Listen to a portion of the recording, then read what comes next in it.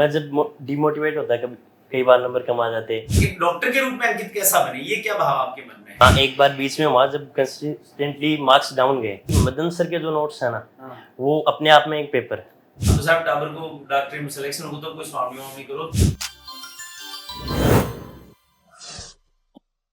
नमस्कार, सफलता की एक और कहानी से आइए आज आपको मिलवाता हूँ। लक्ष्मणगढ़ तहसील में एक छोटा सा गांव है बूजियानाव, और वहां से एक सपना देखा जाता है कि इस गांव में, इस परिवार में एक डॉक्टर बनाया जाए। सपना देखने वाले हैं दादाजी, और दादाजी का सपना होता है कि पोता, यदि बाकी सब लोग पढ़े लिखे हैं, परिवार संपन्न है, लेकिन काश पोता डॉक्टर बने और डॉक्टर बनकर के और लोगों की सेवा करे। ये दादाजी का सपना होता है, ये बच्चे तक पहुंचता है, और अपनी कच्ची उम्र में दादाजी के उस देखे गए सपने का महत्व समझते हुए एक बच्चा संकल्प लेकर के आगे बढ़ता है, और आज वो डॉक्टर बनकर के हम सबके साथ में है। मेरे दाईं ओर जो बैठा है, मैं आपसे मिलाता हूं, अंकित चाहर मेरी ओर से मेरे पास में बैठा है, और नीट यूजी के एग्जाम में इसके 666 नंबर आए हैं, यानी बढ़िया मेडिकल कॉलेज में बच्चा पहुंचने वाला है। इसके बिल्कुल दाईं ओर बैठे हैं रामनिवास जी, अंकित के पापा हैं। सर, आपका बहुत बहुत स्वागत, बहुत बहुत अभिनंदन। सबसे पहले तो मैं आप दोनों को बधाई दूंगा। अंकित को इसलिए बधाई कि आपके करियर का एक नया अध्याय शुरू हो गया, और आपको इसलिए बधाई कि अपने दादाजी का सपना अंकित ने पूरा किया है। तो मुझे लगता है कि दादाजी का सपना था, तो उसमें अपना सबका सपना अपने आप में निहित होता है।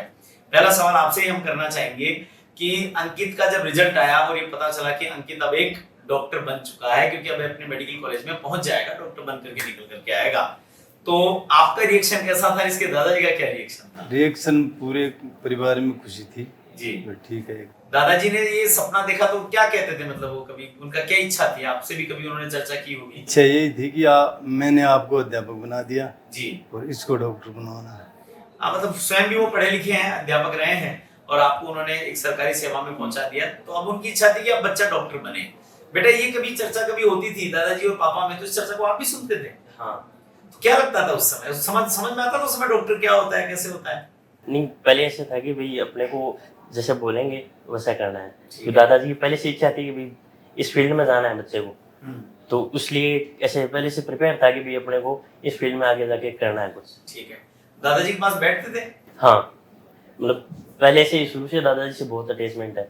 तो वो बहुत जीवन की कुछ ऐसी सीख वो हमें दे देते जो हमें पता ही नहीं चलता कब दे दी। मैं जब डिमोटिवेट होता है कभी कई बार नंबर कम आ जाते, तो कई बार दादाजी क्या गांव चले जाते, तो मैं सीधा पहले फोन उन्हीं को करता, दादाजी को। हाँ, तो वो मतलब उनकी बातों से ही वापस मोटिवेट हो जाता।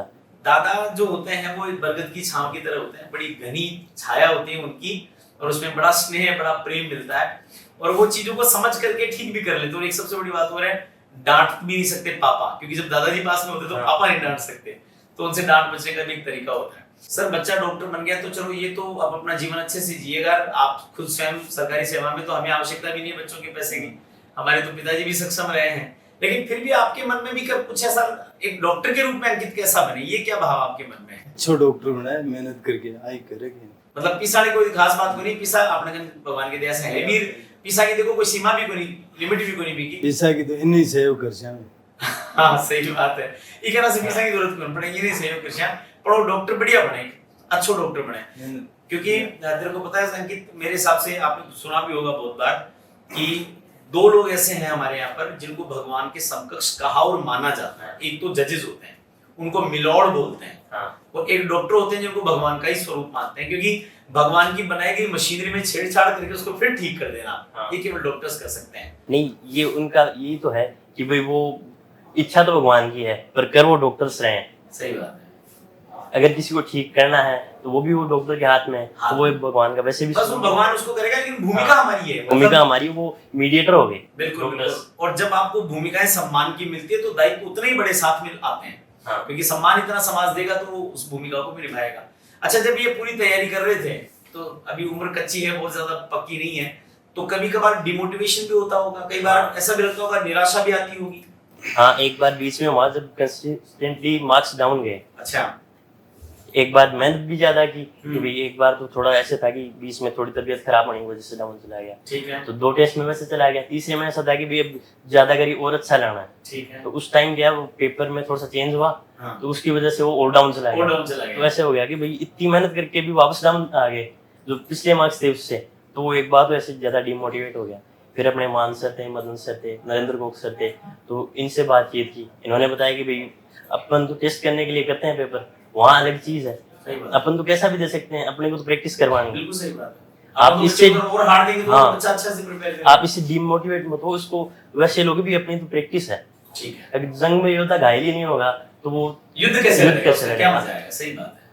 तो अपना जो मैट्रिक्स नीट डिवीजन का सिस्टम है, वहां पर जैसे आपने बताया कि आप डिमोटिवेट हुए, मान sir, Madan sir, Narendra Coke sir, उन्होंने आपको बड़ा मोटिवेट किया। हाँ। वहां के सिस्टम को कैसे देखते हो आप? तो आप एक, मैं मान सकता हूँ कि एक मेच्योर बच्चे हो, वहां के सिस्टम को कैसे देखते हो? मतलब पूरा सिस्टम कैसा सा क्या है? वहाँ तो सर ऐसा कि भी टीचर्स खुद मेहनत करते हैं और उतनी एक्सपेक्ट करते हैं, और बच्चे भी उतनी मेहनत करते हैं। ठीक बात है। तो वो जैसे टीचर्स को देखते हैं अपन, हाँ। तो वो खुद ऐसे मन में होता है कि भाई अपने लिए टीचर्स इतना कर रहे हैं, अपनी हर बात में साथ हैं। अगर थोड़ी सी भी कोई बात हो जाए कि भाई बच्चा ऐसे डिप्रेस लग रहा है, तो उसको खुद ही जज कर लेते हैं कि भाई ये बच्चे कुछ डाउन जा रहा है या कुछ उथल पुथल हो रही है, तो वो खुद ही बुला लेते हैं कि भाई हाँ कोई समस्या है। तो वो बहुत बड़ा सपोर्ट था, एक फैमिली के जैसे ट्रीट करते हैं।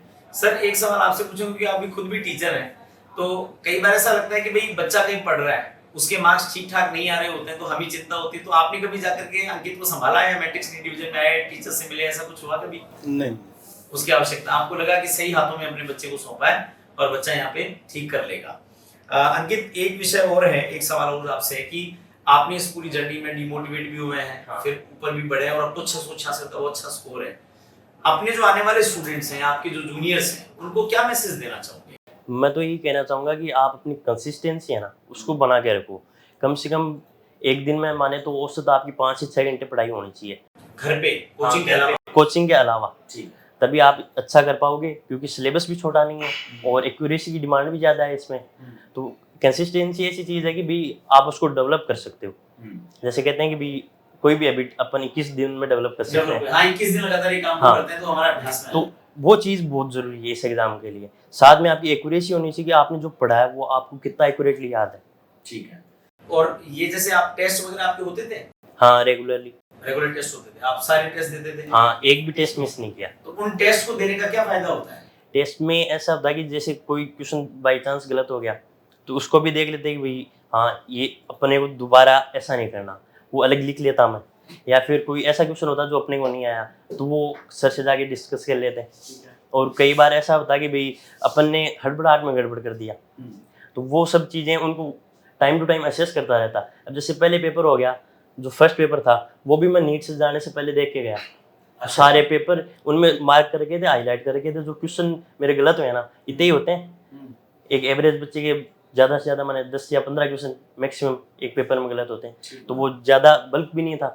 तो वो सारी चीज़ें देख के गया मैं वापस, तो वो एक अपने आप में कॉन्फिडेंस देता है। मैट्रिक्स नीट डिवीजन ने आपके बहुत सारे टेस्ट लिए, बहुत सारा पढ़ाया, एग्जाम में कोई ऐसा क्वेश्चन भी आया क्या जो आपने क्लास में पढ़ा नहीं था वो आ गया होगा? नहीं, सारे क्वेश्चन पढ़े हुए थे। और इनफैक्ट ऐसा था कि मदन सर के जो नोट्स है ना, वो अपने आप में एक पेपर है।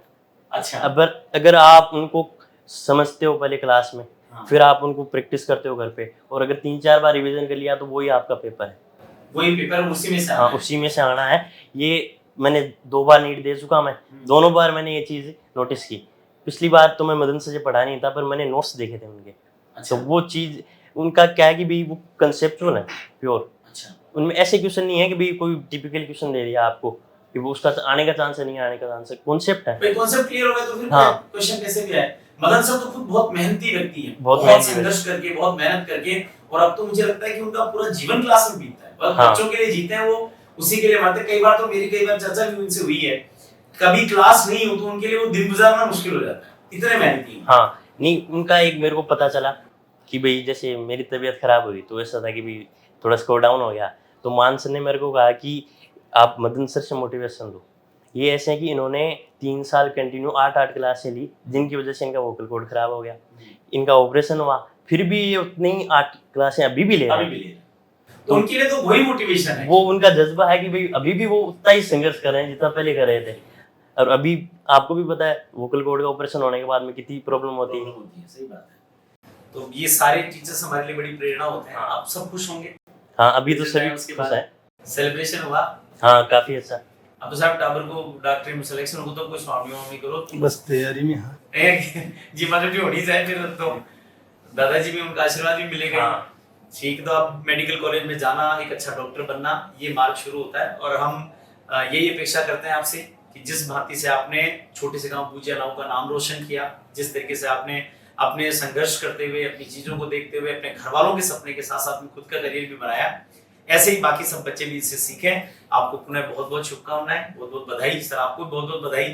अगर मैं डॉक्टर बन गो बच्चों और भगवान की दया से और बढ़िया काम आप चालते रहे। जो भी लोग इस वीडियो को देख रहे हैं, लक्ष्मणगढ़ तहसील के लोग देखें चाहे कहीं और के लोग देखें, आप ये देखें कि ये छोटे छोटे बच्चे वर्तमान में जिनसे शिकायतें होती हैं कि ये पीढ़ी न जाने देश को कहाँ लेकर के जाएगी, वहां इन बच्चों से मिलने पर लगता है कि वो शिकायतें बेमानी सी हैं, क्योंकि जिनको इतना एहसास है कि मेरे दादाजी के सपने को मुझे पूरा करना है, मुझे मेरा करियर बनाना है, वो निश्चित रूप से भविष्य के अच्छे डॉक्टर बनेंगे। मैट्रिक्स नीट डिवीजन ऐसे ही बच्चे आपके सामने लाता रहेगा, ऐसे ही बच्चे बनाने के लिए प्रयास करता रहेगा। आप भी आइए और अपने बच्चे को मैट्रिक्स नीट डिवीजन के उन संकल्पित शिक्षकों की टीम के हाथ में सौंपिए और निश्चिंत हो जाइए कि जो कच्ची मिट्टी आप ला करके उनको देंगे, उसको वो गढ़ करके शिवाला बना करके आपको वापस लौटाएंगे। मैं आपको आमंत्रित करता हूं कि आइए मैट्रिक्स नीट डिवीजन और अपने सपनों को साकार करिए। बहुत बहुत धन्यवाद।